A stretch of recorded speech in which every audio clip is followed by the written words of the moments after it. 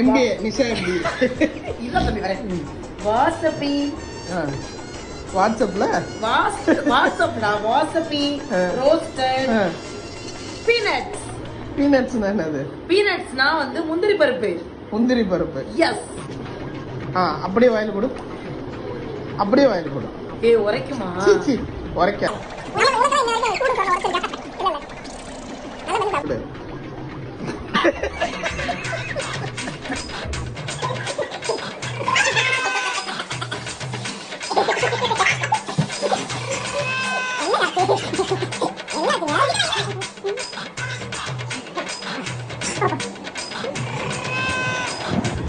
என்னங்க ஏங்க பேய் அரைச்ச மாதிரி இருக்கீங்க?